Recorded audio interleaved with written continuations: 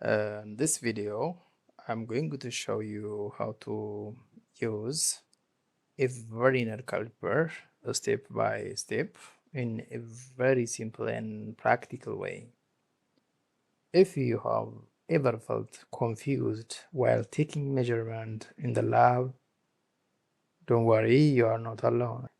Therefore, when I come back to the content that we proposed, sometimes not only my students, staff members also struggle with reading the Vernier scale correctly. So in this video, I'll break it down for you using a 3D model demonstration so you can clearly understand how each part works and how to get accurate measurements. Let's get started. As you can see from the 3D modeling, this is a 3D modeling. Maybe if you are the beginner or you are new completely for CATIA software, this is cool. I use it for 3 years to make 3D modeling, to make some animation, to make like assembly drawing, whatever. As you know, all machines are not coming directly from the sky, but they are human-made, right? So we made parts, next we assemble each parts, and then we can make animation. That's it. So this 3D modeling is very essential, especially if you are mechanical students. So on the main scale means nothing. There are 3 parts in this Vernier caliper. The first is, as you can see here, this is the main scale. This is the Vernier scale, which is metric. This is the inch. And if you look at the back of the caliper, you can see the stick that is going to use it for measuring the depths. And if you are looking on the top of the main scale, this is used for measuring the small or big internal diameters. And if you look under the main scale, just you can find to measure the thickness or the external diameter of components or parts. Now, let's move on the practical measurement demonstration. As you can see from the drawing, the caliper is properly aligned at the jaws, both on the main scale and the Vernier scale. And this way you can determine. Let me zoom out. Okay, this is practical measurement because it's a kind of demonstration, but it's a kind of practical measurement. This is called collar. So to measure the thickness of from this edge up to this edge, from the main scale they can read easily because it's every gap of the lines have 1 millimeter words, but when you go to the Vernier scale, it has 50 divisions, as you can see, from 0 up to 9, 10.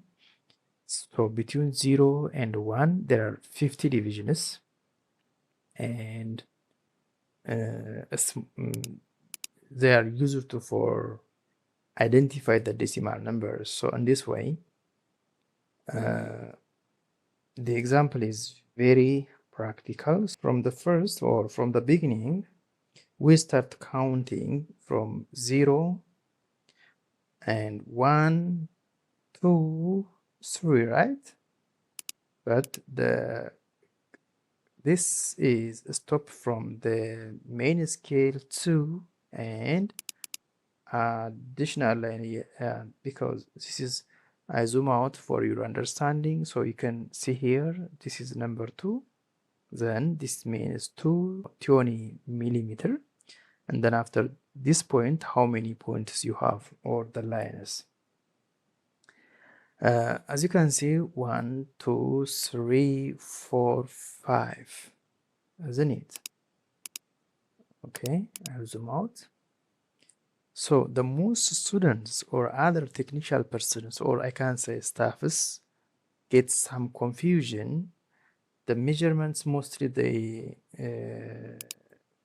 daring to measure from this edge, but that's completely wrong. So the exact measurement should be at the vertical line of this 0. Therefore, yeah, first I have to attach exactly for your understanding, because there is not attachment between this color and this line. There is some gap. So what I'm going to do for your understanding, as I mentioned earlier, it is sliding motion parallelly between the main and the vernier scale. So I will move on a little bit to the color. Yeah, it's going to, yeah. So this time you have to find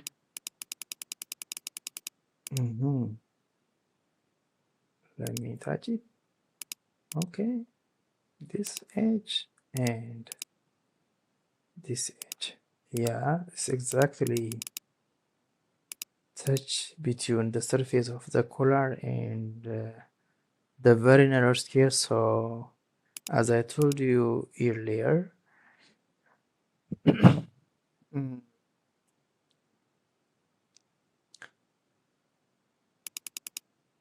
yes, so 0, 1, 2, so this is 20 millimeter we have. So count the other lines, 1, 2, 3, 3. So you can count 3. So 23 millimeter we have.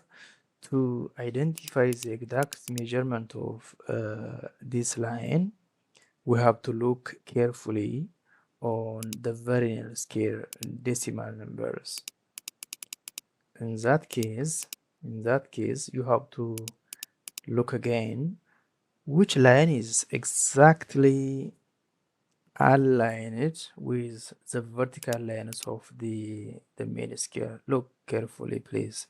So if you see each line is sliding, not exactly aligned, still this line. So okay, I have to look again until I get the coinciding lines exactly. So see around yeah. Yep. At the point 0.8 millimeter plus 2 lines. In this case, 0.8 plus 2 lines times 0.02 millimeter. So, okay, I'm going to calculate this thing. Just wait a moment. So, at the end of your calculation, what you are going to do, you can calculate, like, from the main scale you have let me start from this thing. There is 2, okay, 20 millimeter plus, okay, count the other lines, 1, 2, 3, 4, not 4 because it's not aligned. I will zoom out again. You can see here 2, yes, then the next line is 1, 2, 3. Yeah, okay, 3. So you have 3 lines because the consecutive lines are was 1 millimeter. So 1, 2, 3. So you can count 23. So 23. Yeah, 20 millimeter plus 3. It seems like 23. So 23 plus, and from the Vernier scale, okay, as I mentioned earlier, we can say this line is exactly aligned. So so you can add 0.8 plus, and you have from next to 0.8 you have 2 lines, so 0.02 times 2 lines, then the total result is for measuring this color seams 23.84. So this is how to measure properly using the mechanical caliper and metric measurements.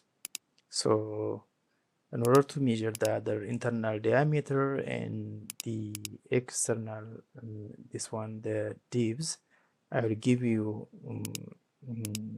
for your assignment. Just you can follow the same procedure. Thank you very much for you watching this video, and we'll have a very good meeting for another day.